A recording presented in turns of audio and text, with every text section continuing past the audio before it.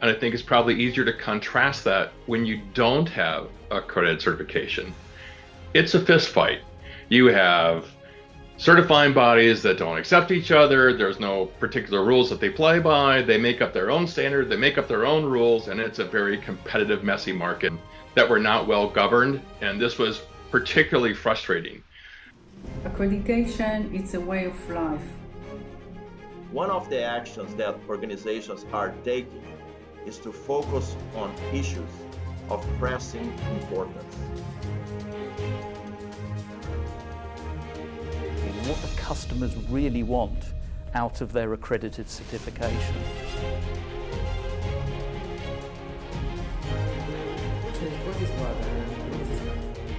I believe we have an impact on everyday's life.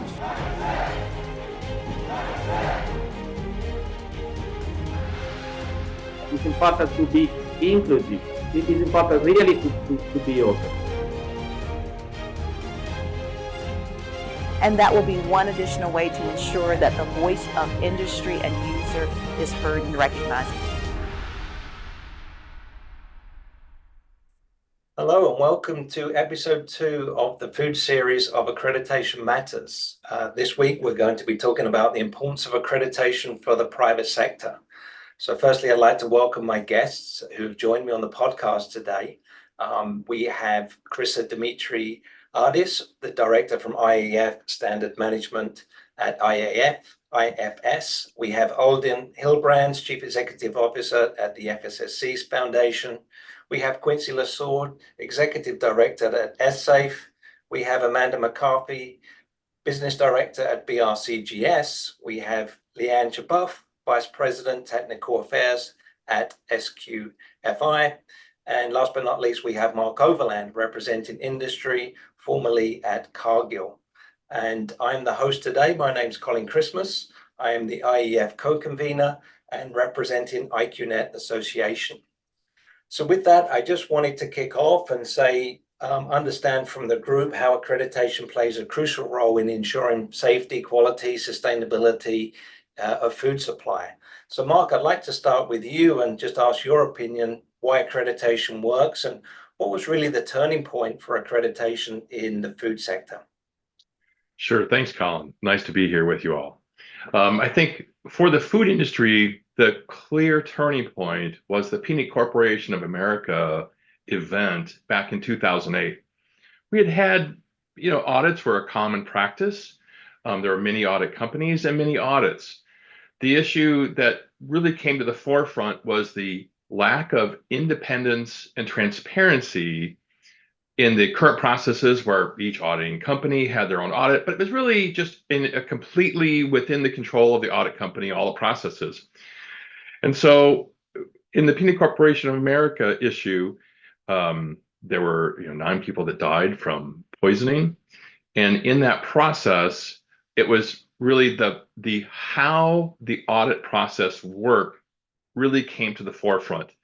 There was not enough oversight between the audit at the facility, the management processes, and the rules of how the audit needed to happen. And at the time, it was really completely within the domain and oversight of the audit company itself. But accredited certification, which has been well known in many other areas, was relied on to make sure that we could give the public sector and private sector, our customers, confidence that if a claim was being made, that there was adequate independence and layers of oversight that claim was in fact correct. So that was the key turning point, I think, was the PCA event back in 2008. That's great, Mark. Appreciate your insight there. And ultimately, that was a really important piece where accreditation then had to play that role to rebuild the trust after a big foodborne illness outbreak that hit the United States. Thanks for that, Mark. So now, Quincy, I wanted to bring you in as from an SSAFE perspective. Where do you see the importance of accreditation in relation to food standards?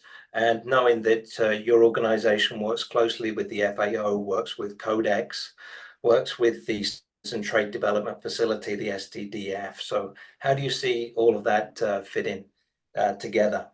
in accreditation. Good morning, Colin. Thank you, and welcome to all of our listeners here today. It's a privilege to be here. I think if we look at our food system, particularly our global food system, it is quite complex. And coming back to the point that Mark was making around confidence, confidence is what ultimately leads to trust, and that the trust in our global food system, particularly in a harmonized global food system, really starts at the global regulatory level. That is primarily driven by the Codex Alimentarius. If we think about the Codex Alimentarius, that is run by what we know as the Three Sisters, Food and Agriculture Organization of the UN, FAO, World Health Organization, WHO, and World Organization of Animal Health, WOA.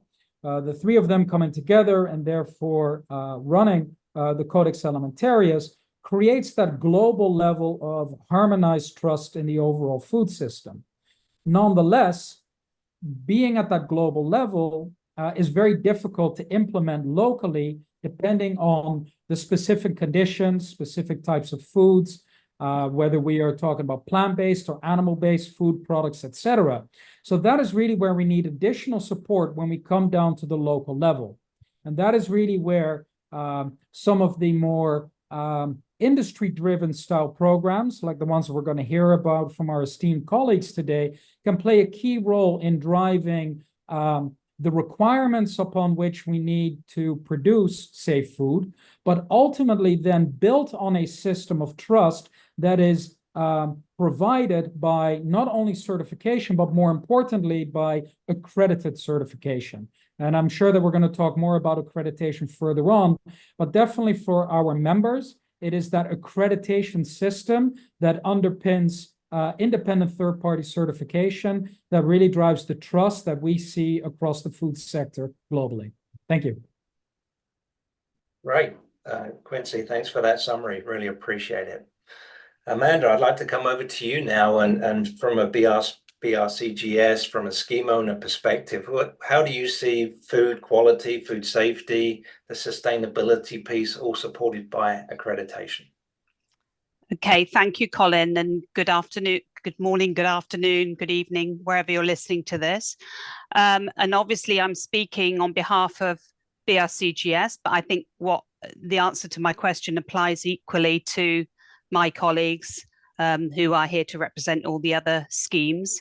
So BRCGS has been going now for 25 years, and the first edition of our food safety standard was published way back in 1998 as a response to the UK Food Safety Act of 1990. So that was quite a long time ago. And we were based in the UK, obviously originally, and UK retailers needed to demonstrate due diligence. And so they agreed a standard to meet all their combined requirements. And now we've got 10 standards that cover various sectors of food and consumer product supply chain. We cover food safety, product safety, and ethical and social compliance. So although we started in the UK, we're obviously now a global scheme owner. We've got 33,000 certificated sites in over 130 countries. And so it's absolutely vital that all our certification audits are aligned globally. And we've talked already a lot about trust, and stakeholders need to be able to trust the certification process. And they need to be sure, for example, that, you know, if an audit is conducted in Peru, it's the same, it's equivalent to an audit that's conducted in Italy or France or, you know, Africa or wherever. So right from the very start, way back in 1998, we required our certification body partners to comply with ISO 17065, which is the standard for conformity assessment. And that's why we now still require our CB partners to operate to accreditation standards. And what's more, we require that they're accredited by IAF members. And we've got 75 CBs globally auditing to those standards and complying with ISO 17065. And that's the key ingredient of the approval process and the ongoing assessment of our CBs. We have annual meetings with accreditation bodies to deliver updates to our standards, to keep them briefed. And we also recognise when we're talking to national regulators that accredited certification is absolutely vital in order to sort of develop a process of what we call recognition. So we've got agreements with a number of national regulators whereby they will accept accredited certification as a means of helping them to risk rate sites and to target their oversight and inspection on the basis of that. So for those reasons, accredited certification is absolutely vital to what we're doing globally with the BRCGS standard, because it's delivering that independence and confidence which our stakeholders are looking for. Amanda, thanks very much. It's a really good summary to get your perspective on that. Thank you. And now over to Leann.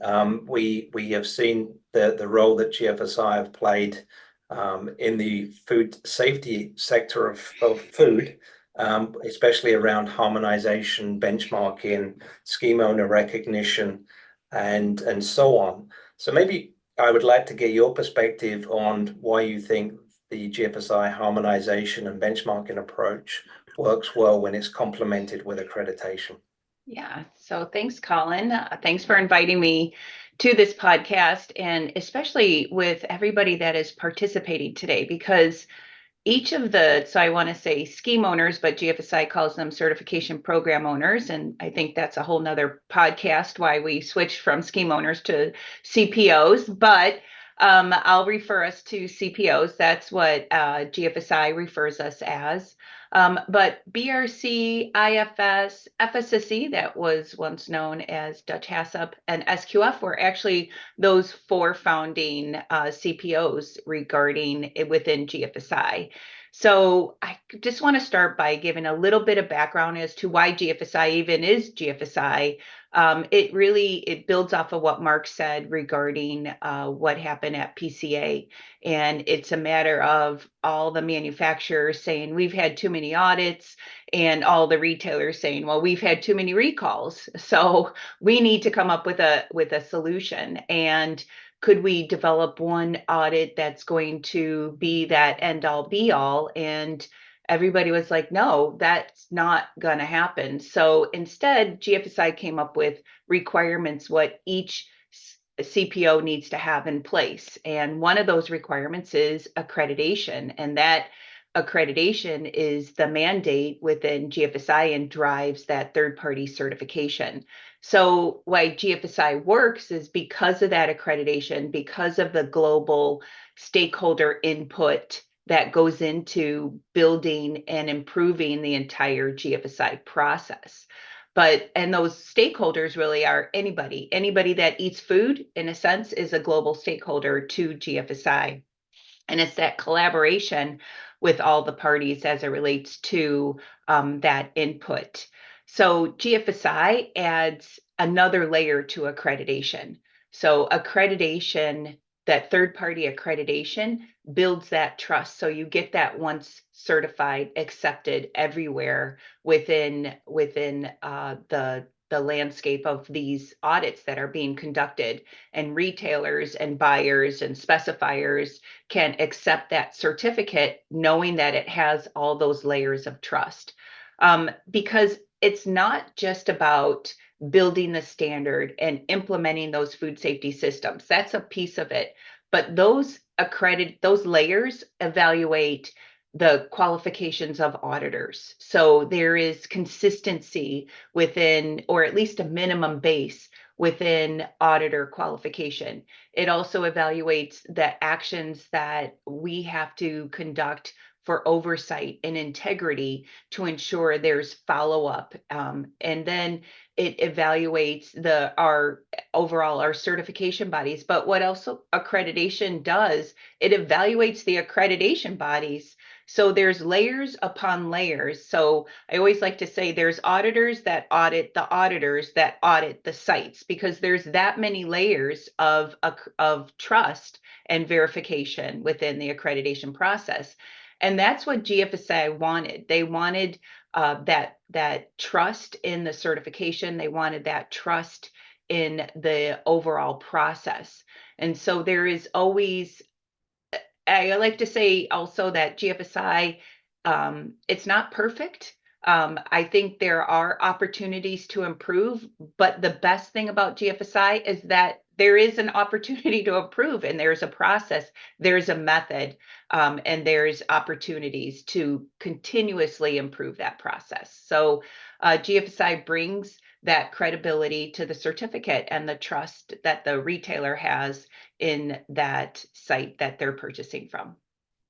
Leann, very good summary. I really appreciate that. And that's a very important piece of the food sector puzzle, shall we say. Great. Now I want to go over to Aldin, accreditation and its role for the FSSC Foundation, and more importantly, in the ESG space, environmental social governance space. How do you see that evolving, and why do you think that will continue to be important, Aldin? Thanks, Colin. Thanks for inviting me, and thanks for having the ability to contribute to this unique IEF Food Podcast series. And I'm very happy to be here with friends and colleagues to discuss this important topic. Well, first of all, I would say indeed sustainability is something that is complex, a complex global challenge that we are all into, and ultimately I think certainly standards and certification can play a very important role in this. Accreditation is one key element of credibility underpinning the assurance also in that field. It's a growing field. It is getting more important. If I look at Foundation FSSC, we have a strong track record in food safety management system certification for a number of years, and we've also decided to go and try to develop solutions in the sustainability space with our new FSSC 24000 scheme, which is around social management systems. So it's a move clearly into the field of sustainability, where there is many discussions around climate, if you think from an environmental standpoint, but also around from a social standpoint, gender inequality, pay, etc. So certainly this is a very important field. IEF has also recognized that this is one of the 4 focus areas for the future strategy. It's a working group around sustainability, which I also am one of the co-conveners of. And I think, Colin, to your question, I mean, why is this becoming so prominent now in the ESG space? I think there's a few drivers that clearly, have made this much more important. To name some regulatory drivers, I happen to live in the Netherlands, so based in Europe, there's a load of regulatory drivers coming out under the EU Green Deal that will certainly drive uptake of standards in the social environmental field fairly soon. And that is not just in Europe, it's all over the world where regulatory is creating a certain level playing field, and standards can certainly play a role there. Consumers, with social media, we're doing a podcast now. People live in the day and age of ultimate, I would say, almost radical transparency. So there's a lot going on there. Consumers expect transparency. They expect to see a lot more information and assurance around certain claims, green claims, all sorts of claims, and there again, standards can substantiate those claims through a process of accredited verification. Customers, the B2B business, and not just the B2C that I was just talking about, but also the B2B business, companies dealing with other companies that have certain expectations around environmental, social sustainabilities that have embedded in codes of conduct, want to have assurance that their contractual suppliers do the right thing. Again, standards can play a role there, but there's also, I think, other target groups that are getting more and more involved in these discussions. Think about investors. There's many investment groups, impact investors that nowadays have certain criteria that they use in terms of getting their money spent well and spent on projects that can really deliver some outcomes, some impacts that need to be verified. The insurance industry, in some fields, we already see that if you have a certain type certification, your insurance policy can look a little bit prettier. So it's not just paying, but paying a little bit less, plus maybe have some other benefits in return. So I think the insurance industry is also not an industry that we engage with a lot, but we should engage with more. There's certainly, I think certain incentives there that we could be using. And maybe last but not least, the banking sector, the finance sector, I think is something that is also really coming up.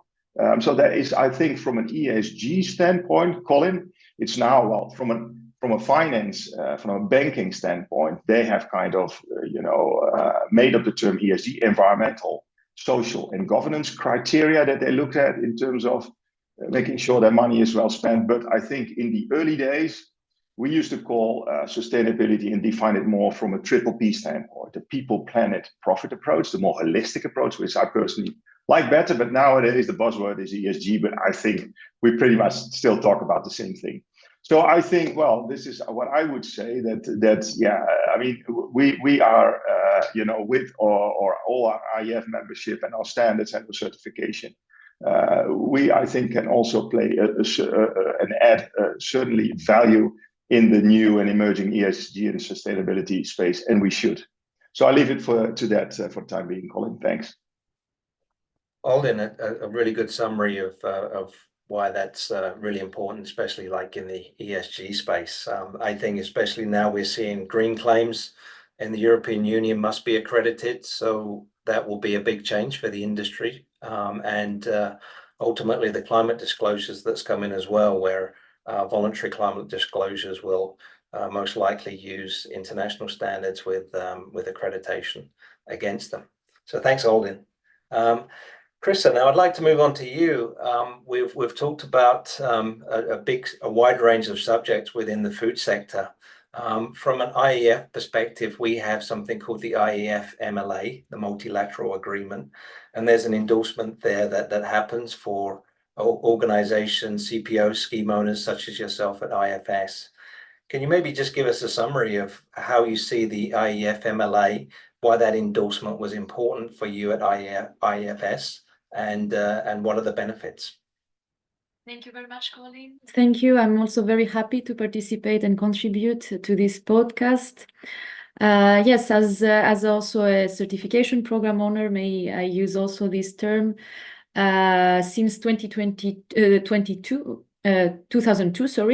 owned by the French Retailer Federation and the German Retail Federation, we now have 6 different food and non-food standards and also 4 development programs. We joined IAF as an association member since 2020, and since last year we signed the endorsement of the MLA, which was really a milestone for us for our main standard, the IFS food standard, for the version 7 and for the version 8, which is now applicable since the beginning of the year. It's a milestone because this contributes really to our certificates being recognized and trusted worldwide, and also by the fact that it's performed by an independent body that verifies that all our standards meet all the required criteria. If I should summarize the benefits, I would say that first of all, as a global player, being, as I said, working with different certification bodies, we have a network of 80 IFS accredited certification bodies, which are themselves supervised by 16 accreditation bodies that are IAF MLA signatories as well, and having more than 27,000 certificates. This really gives the opportunity to increase the trust and the recognition worldwide. So this is first of all one of the first aspects that was important for us to ensure this trust in our network, our stakeholders, and also, as it was mentioned previously, by national regulators. This is also important for that. As a second point, I would mention that this helps as well the harmonization between the different accreditation bodies. This is something we also observed, and this is important for us, as the motto of IAF says, certified once, accepted everywhere. This is important because this ensures that the certificates of conformity issued in one region or in one economy are accepted in other regions or other economies. As well, from our first experiences with the IFS food process we went through, I would say that one advantage is also the fact that there is a clear and structured process for the accreditation. We go through the PL3 procedure where we have some steps to fulfill.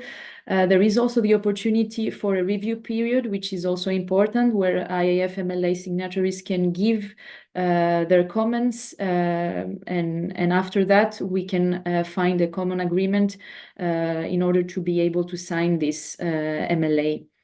And as a last point, I would say that it also gives us, as a scheme owner, the opportunity, and specifically for IFS, to emphasize our DNA, as we call it, the product and process approach, really linked to the 17065 accreditation.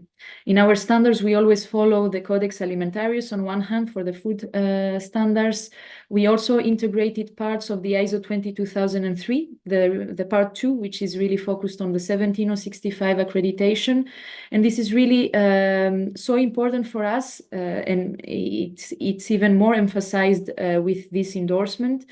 That we developed also some e-learnings for auditors. All IFS auditors need to go through these e-learnings that explain really, for example, how an IFS audit should look like. At least 50% of the total audit duration needs to be spent for the on-site evaluation, which means really going through the production and checking all the processes, and then cross-checking with employees' interviews or documentation.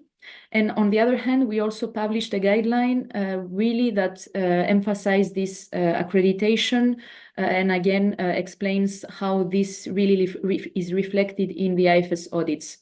So yeah, I think I hope that I covered at least what's from our perspective really the benefits of being part of this. Thank you. Thank you, Colin.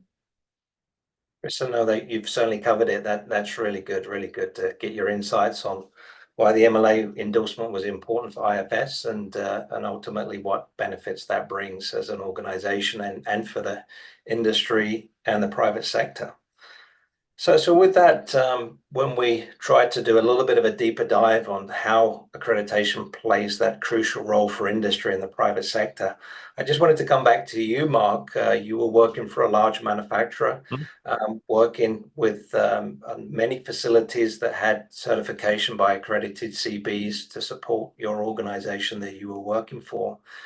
Just like to get a few insights of how that worked for you and how you saw that working and how you see it evolving. Thanks, Colin. So yeah, I had over 29 years at Cargill doing certification, and I think it's probably easier to contrast that when you don't have accredited certification. It's a fist fight. You have certifying bodies that don't accept each other. There's no particular rules that they play by. They make up their own standard. They make up their own rules, and it's a very competitive, messy market. And this was especially true because I started in some of the specialized areas, not food safety. I started really in some of the dietary standards that were not well governed, and this was particularly frustrating. So when I came into food safety, I think to pick up on the points that that Quincy was making, I think I can probably relate this best to when in the US, the Food and Drug Administration, FDA, was modernizing its structure in the Food Safety Modernization Act. And I distinctly remember sitting with IAF, I was representing industry, and the Grocery Manufacturers Association at that time. And the FDA was wanting to try to understand, essentially, just tell us who we can trust as a certifying body. And we worked really hard to try to convey the integrity and mechanisms of accredited certification, because it's not who the certification body is. In fact, it's not even really what the standard is. All the schemes here on the call, they're great. And at Cargill, we use all of the schemes here on the call. It's just which scheme is the best fit for the facility's operations.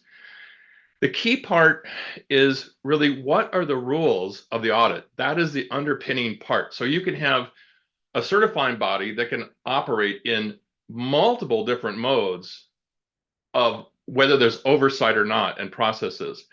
So I think the key part about certification, and I think everybody on the call here has really talked about it, is that when we do accredited certification, there are formal processes and rules and oversight processes that come into play to make sure that each party is doing what's expected, and that's verified as well. So at Cargill, where I was for just about 30 years, yeah, I mean, about 1,500 facilities in 67 countries. There was a lot of certification activity. The big part about that is that we don't really want more audits. I think, as Leann and others alluded to, we really want a good quality audit so we can protect our own brands, but also our customers' brands. So in that process, we try to make sure that we can work where we have good acceptability. And we have to not just satisfy our customers, but we have to satisfy the public sector as well. Now, in food safety, I think that was made a little easier by what Quincy talked about, because both the public sector and the private sector really come from the same source of scientific standards in Codex OI, animal health, plant protection. And then, so at least here, the public and private sector are talking about the same standards of what needs to be checked at the plant. And that is, to some degree, the kind of the easy part in food safety, because we all have pretty good agreement on Codex and food safety. But the bigger part, especially for a company like Cargill, because of the international trading that we have, we need to make sure that we have acceptance in countries and ultimately with the World Trade Organization. And to do that, you have to have certifying bodies that are accredited by IF signatory accrediting bodies, so that the multilateral agreements between countries can help trade flow. This is really key when you're operating on a large scale of trading between countries and even with governments. So the certification programs that we ran at Cargill, we tried to bring partly the what we are expected to do at the plant, but more so oversight on the process of who are the certifying bodies that we're picking, what are the rules that they're operating under, are they making up their own rules with no oversight, or are they actually accredited, which is what we always try to work towards. Are they accredited? Are they accredited by a accrediting body that is accepted, that is a signatory to the IF multilateral agreements? This was really key for us to have good acceptability and not have rejections at a country border. Mark, really good summary there, and it's good to see a global company, how committed it is, and hopefully because it's making a company better, not just because it's mandated. We've talked a lot about certification today, but Mark, I just want to get your insights as well, because IEF isn't just about the certification accredited by accredited certification bodies. It plays a huge part in terms of accredited laboratories for analytical testing.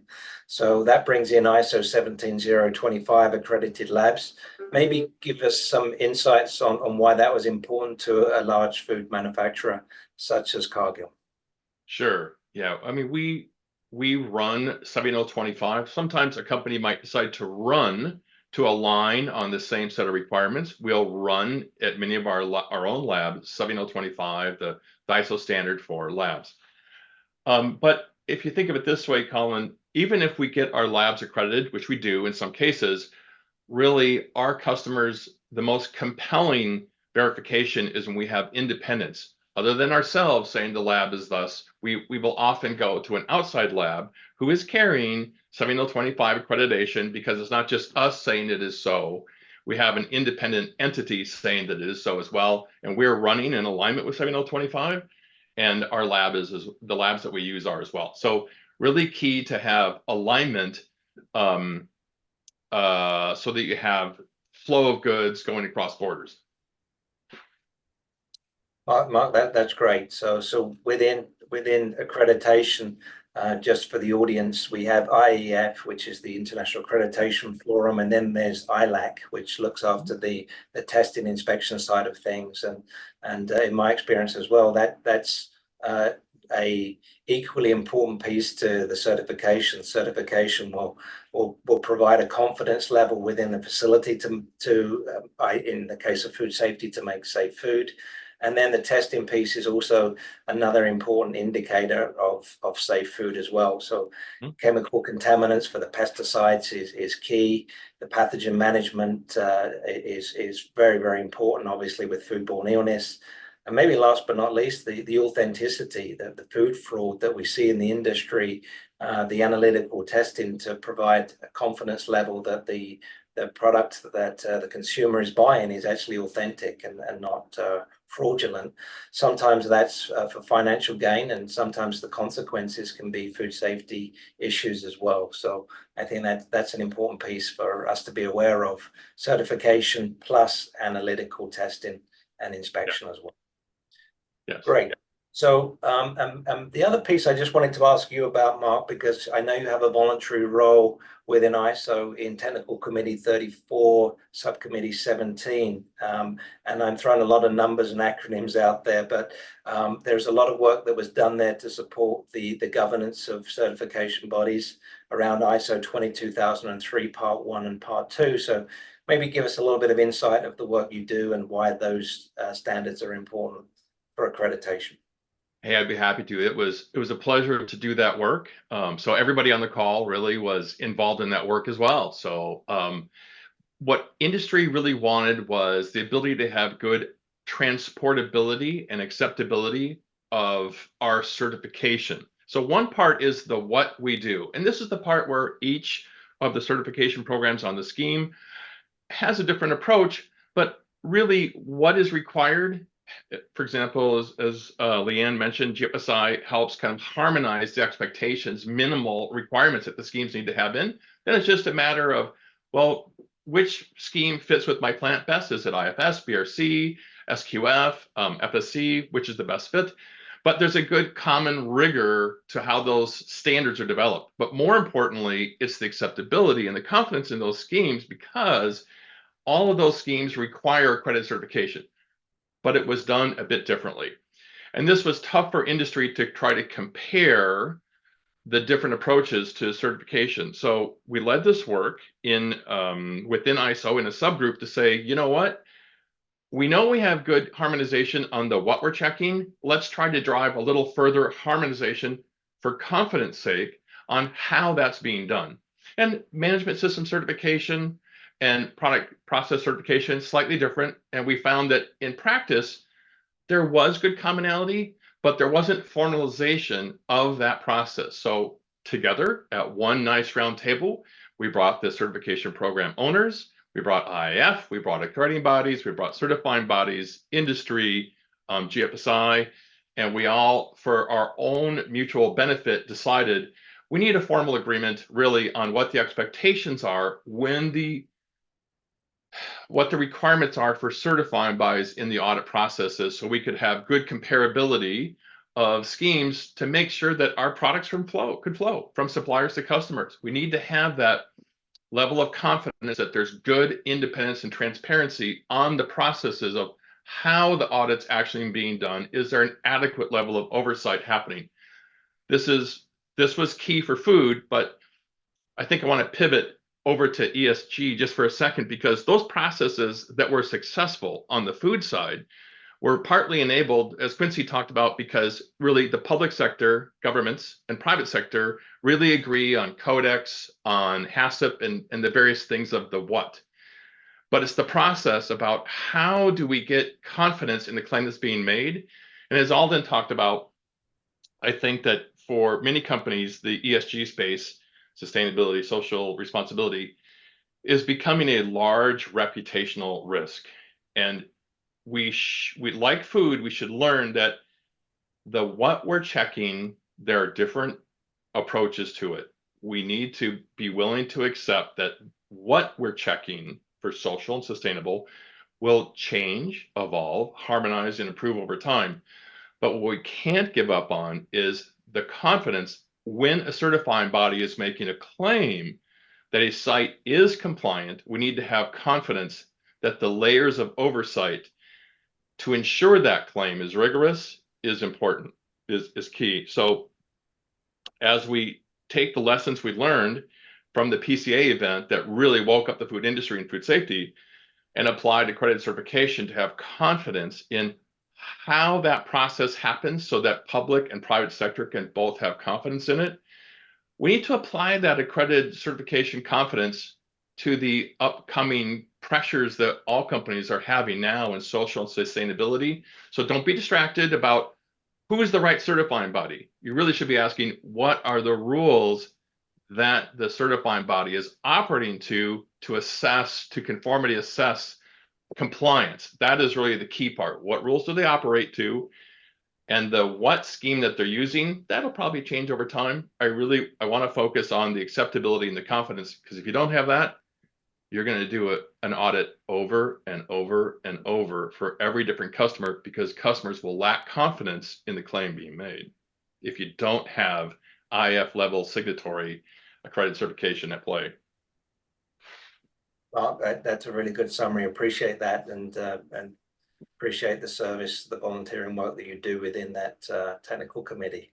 You mentioned conformity assessment, and not everyone is fully aware of ISO CASCO. CASCO is the Committee for Conformity Assessment. There's something called a CASCO toolbox, which is serving public-private partnerships. Maybe just give us a few comments on really what that is and why you see that being important as well. Sure. So CASCO, and CASCO is working right now in a task force that I'm in on how the tools that are available. So we have this separate sense of there's a standard of what the site or organization is supposed to do, and then the process of how we assess if they're conforming to that requirement or not. CASCO brings those processes on the requirements for certifying bodies to work. And they're working right now to make sure that in the toolbox that CASCO has of different processes, which standards come together for the best fit to provide confidence and rigor, independence and transparency when we're operating under the ESG space and environmental, social, and sustainable. So the CASCO toolbox, I think, from my viewpoint, from a private industry standpoint, from the 30 years that I've spent in it, generally schemes in the mix here, like on the call, they all operate on a very high level of integrity, and each has a slightly different fit. But the starting point that industry really needs to go with is not which scheme should I do and which certifying body should I use, but what are the rules for the certifying body to provide confidence in the audit process. And that is really where CASCO and the rules around conformity assessment come in. And that would go back again to the early discussions with FDA. Tell us who we can trust. Well, each certifying body can operate under different rules depending on what the scheme requires. So you really have to understand what are the rules to the process for conformity assessment to assess if a organization is conforming to a standard. That is a part where I would encourage industry to focus on, to have confidence in the claim first and how the process is being done. And as a secondary part is which of the very good schemes that are out there fits my organization best and I can bolt into my existing processes. Well, Mark, that's great. I like the emphasis you're putting on rules, and that brings in the governance, and that governance drives the confidence and ultimately the trust, and breaks down the barriers to trade internationally as well. So thanks for the update on CASCO. Great. So Quincy, I wanted to come back to you because we've talked about the food sector, and we know the food sector is kind of all encompassing with quality aspects, looking at the ESG space with environmental, worker safety in food supply chains. Another hot topic we see that the data or data exchange within food supply chains has become important, and that's brought in data privacy, data security. So there's a lot of standards out there that's working to cover that for the food supply chain. ISO 9001 for quality is an example, 14001 environment, 45001 worker safety, occupational health and safety, 27001 for Information systems, information technology security is another one, and the food schemes that we've talked about today for the food safety piece is really also super important. I know a lot of your members are using some of these standards, and some are using certification by accredited certification bodies, and some are going as far as integrated management systems. So maybe if you could give us your thoughts on that whole piece of maybe integration and across the food sector, and why that's important to your members. Sure. So, I mean, again, if you look at the members that are posted here behind me and around me, we have 11 members that back in 2022 did about $500 billion worth of business, right? So these are very large multinational companies that operate across dozens, if not hundreds of different countries and regions around the world. From a food safety perspective, it's simple, right? Food safety is pre-competitive. We don't compete on food safety, and it's a given, right? All food must be safe because we don't want consumers to be ill. When it then comes to other things, and I think Mark led nicely to that on the sustainability space, there are more choices and trade-offs to be made. And the same thing happens in certain other parts of running a complex food business, be it your environmental management, be it your quality management, being it your information systems, health and safety, et cetera, et cetera. Because again, you can invest as much as you possibly want, but going down to zero often is very, very difficult. So where do you draw those particular lines? So it then first comes down to implementing those particular systems within your business. And again, what we see a lot, at least among the large multinational food businesses, ISO-based management systems, the ones that you mentioned, 9, 14, 22, 27, 45, and 50, if we look at energy management as well, are some of the main ones. But one of the beautiful things about those systems, and particularly with some changes that ISO has made in the way that they are writing their standards with a high-level structure, it really enables these larger businesses to be able to more effectively implement these particular programs within their organizations and then get them verified, i.e. certified, hopefully, preferably, through a recognized accredited certification body in such a way that it drives certain efficiencies and cost savings while still maintaining the integrity of the entire management system itself, as well as the certification that verifies it happening in the first place. Now, that all said, and again, Mark spoke a lot around, okay, trading, inspection at borders, giving regulators the confidence that they have. There's also the smaller producers around the world. I live in an emerging market myself that is very agricultural based, right? Producing a lot of coffee, bananas, avocados, and such products. For the smaller producers, and we shouldn't forget those either, there is also a tremendous amount of value in independent, accredited, certified standards implemented both on farm as well as throughout the logistical supply chain. Why? Again, it all comes down to confidence. If you've got, as Mark worked for many years at Cargill, if you've got a buyer sitting at Cargill in Minnesota, they still need to have the confidence that a farm from which they are purchasing, be it in Brazil, be it in Africa, being it in Asia, or even in Europe for that matter, wherever they're buying from, if there is third-party certified, accredited certification that backs that up, there's going to be a lot more confidence and trust in the product that is going to come off that farm. And we can't forget that either. I think ultimately, I feel very positive about where we've come as a food industry. If we look back 30, 35, 40 years, through a lot of the systems that we've put in place, certified, accredited systems, backed up by ISO, by Codex, and also through the Global Food Safety Initiative, GFSI, we've come a very long way in making the food industry more secure, more trusted, and having safer products in the hands of consumers, which we all are ourselves as well. Hey, Colin, I want to add on to what when Quincy mentioned value, because I think sometimes here we're talking, especially food safety, really talking about protecting consumers, okay? Sure.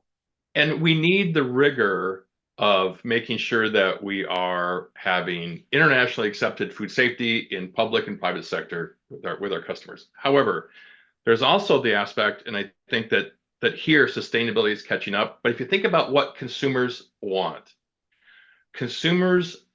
certain things, and they're often willing to pay for that. So Quincy mentioned value. We think of, I think, accredited certification as protection. You're protecting your brand and protecting your consumers, your customers.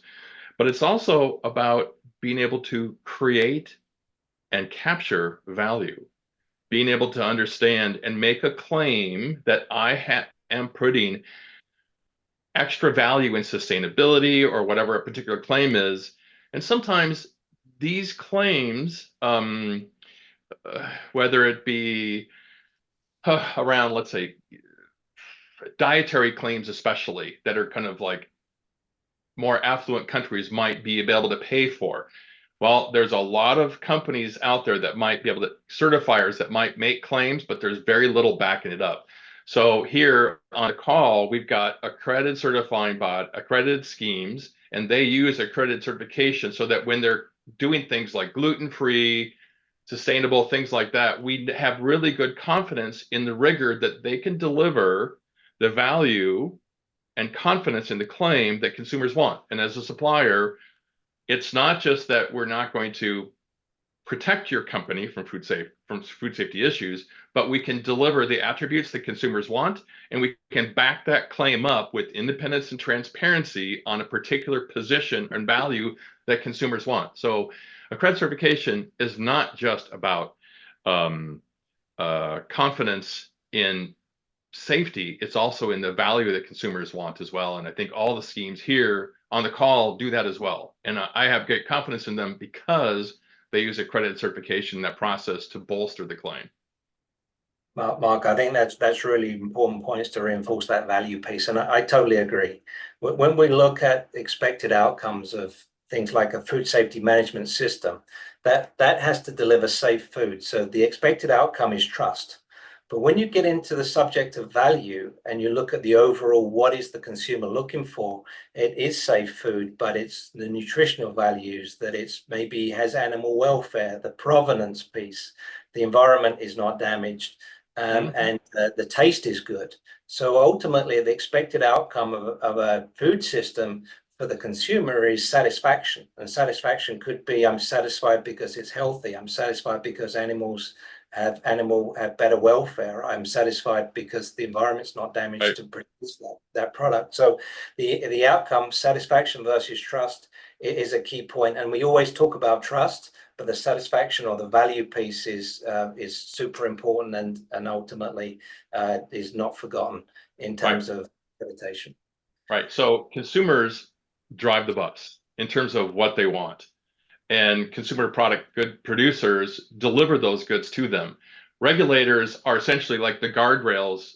And what is happening in the ESG space especially is that while consumers have wanted sustainable and socially compliant products, now, as we've seen, regulations are catching up to ensure that there are sustainable social accountability for companies, and all the schemes on the call today do that. And I think that is great because we're familiar with these schemes, we're familiar with the processes and the integrity that they have from independence and transparency. They're now applying that to these areas that consumers want, which is sustainable and social. And I think that is just a super important area that we're going to drive into to put not just assuring my customer that the food is safe, but now I can deliver these attributes of extra value that consumers want, and regulators are now going to hold us accountable to in industry.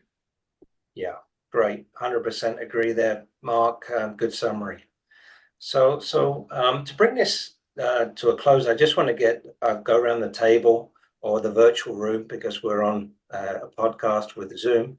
It's really to kind of collect final thoughts on accreditation in the food sector, supporting food safety, the environment, fair trade, social responsibility, and all that all-encompassing piece of the food sector. So maybe I'm just going to go around the table. So start with Chryssa again. Any final takeaway on your side from what we've discussed today? Yes, thank you, Colin. Yeah, I would say if we have a broader look of what is going on in the different fields at the moment, with the globalization on one hand, with all the new regulations that are up to come, the current political, environmental challenges worldwide, this convinces us even more that working together with mutual recognitions and keeping the same goal of continuous improvement is the way we need to continue to go through. There is the due diligence directive that is up to come, the need to have a supply chain mapping to be able to, for example, consider the provenance of raw materials, if there is a claim, if it's correct, the conditions of production, the environment impact. So all these aspects, it becomes more and more complex for sure. But I would say building confidence, trust, and working hand in hand with mutual recognition is the way to continue to go through. Chryssa, thanks very much for that summary. Aldin, any final thoughts or key takeaways from you today? Yeah, thanks, Colin. Well, it was a pleasure, I think, to talk together, listen to each other, what we've been doing, where we come from, where we are. The IF provides us with a podium to kind of work together, like Chryssa said, to achieve and deal with these complex, challenges. In particular, in the sustainability field, there is big pressing problems, very, very complex, very political as well. But we need to look at our circle of influence, I think, leverage the role of the quality infrastructure and the standards and the certification schemes that we've built over the years that are very, very strong, I think. And what I would also like to say is that the IF Working Group Sustainability, we were talking about, Mark was also alluding to the fact that, in the food safety space, we have Codex, we have, there's many regulatory requirements and voluntary standards being built. Well, in the sustainability space, this is emerging, right? So there's a lot of scope for harmonization, creating a level playing field. So the first step that we are going to create, one of the first steps that we are discussing creating with the work group sustainability, that at least we are going to define principles and criteria that any sustainability assurance scheme in the world will need to meet. If you want to offer accreditation in the social environmental space and you want to come across as credible, then we have to make sure that we all look at the same thing, and all accreditation bodies are going to ask from scheme owners and certification bodies to deliver to a certain set of expectations. So I think that's very exciting that we work together also in this space to come up with more measurable and defined set of expectations to move ahead, because we need to talk to each other to create that consensus and then make that agreement at the global level. Only then we can move ahead in a nice manner and in an equal manner and really create impact across the world. So I'm very excited about that, and I'll stop talking now and give the stick back to you, Colin. Thank you. Aldin, thank you very much for that summary. Quincy, over to you. Final thoughts. Yeah, if I can try to summarize it in one sentence, what I would say is this. Ultimately, accreditation drives trust. That is trust in the certification and the certificates that are issued. That is trust among consumers and the products that they consume. Regulators having confidence in the private sector and what it is that they're producing. The private sector all across the supply chain, trust in what is actually being produced in the way that it is agreed that it was going to be produced. And then ultimately that we generate value all the way from farm to fork, from the smallest farmers in emerging markets to the largest manufacturers anywhere in the world, ultimately leading to good food that consumers can consume and be trusting that when they eat it, they don't get ill. Great, Quincy, thank you. Amanda, over to you. Hi, thank you, Colin. It's been a fascinating conversation. And I think it's taken me right back to my early days in industry when I was subjected to accredited certification when I was implementing food safety management systems on sites, but also in the years that I've been involved in certification, as an auditor, working for certification bodies. And so we've been exposed to, accreditation, many different steps and over many different levels. And I think what I was thinking was, just imagine a world without accreditation. People talk about the cost of all the layers of as Leann was talking about, the auditor checking the auditor, and the cost that brings into the system. But I think it would be a massive false economy if we didn't have that, because it's the only way in which trust can be built. And going back to what I was saying before, our work with regulators, and I'm sure this is the case for other scheme owners on the call. Regulators now have reduced resources. They have to focus those resources, and they need to be able to trust in accredited certification so that they can target the oversight and inspection facilities and resources that they have. So I think it's absolutely vital that we continue to value accredited certification and take advantage of it throughout the industry. Thank you. Amanda, a very nice summary. Thank you very much. And over to you, Leann. I get to wrap it up and take all those comments that were made. So I just want to build off of what everybody is saying regarding the trust that we have in that certification, and continuing that conversation to value. Because when we look at the pros and cons of accredited certification, the pros are easy. It looks at the robustness of the audit and the credentialing process. We look at the harmonization. We look at, the ability to have that once certified, accredited by all. But that the con is really that cost, like Amanda references. But I like to turn that around into value, because it's not just the value to the consumer, but it's also to the value to the site that's undergoing that accredited certification, because of the robustness of the audit, because of all the different layers, the integrity that goes into building that system. And then I also want to close, because hopefully everybody here listened to the first podcast. I know I did. And I really want to just bring up what Skip Greenaway stated. And he did such a good job of providing some background as to why we're here today, as it associated to 9011 standard, and how the development of HACCP here in the US came to play, and the working together within those two systems. But I think what's important is that was back in the 90s. And so that's when we first started. And there's this evolution of accreditation.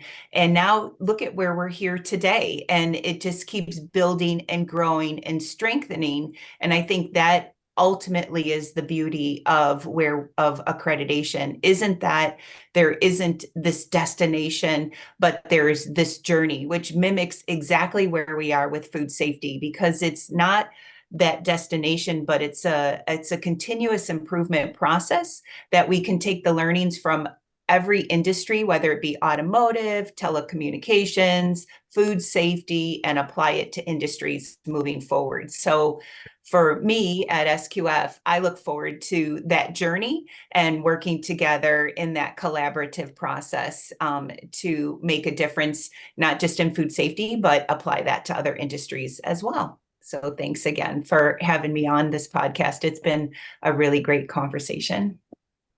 Leann, a really nice way to wrap things up for the podcast. So thank you very much.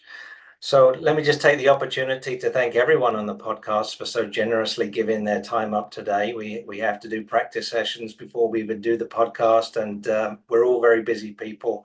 But it just shows, I think, the level of commitment and dedication we have, and belief in what we do. So with that, I also thank you as the listener for sticking with us wherever you're listening. And this is podcast number 2. Stay tuned for podcast number 3 and number 4 that will come to do a deeper dive with intergovernment organizations and the public sector. So with that, I'll bring this to a close. Once again, thank you very much. We appreciate everyone's involvement and the collaboration that we do working in this sector. Thank you and goodbye.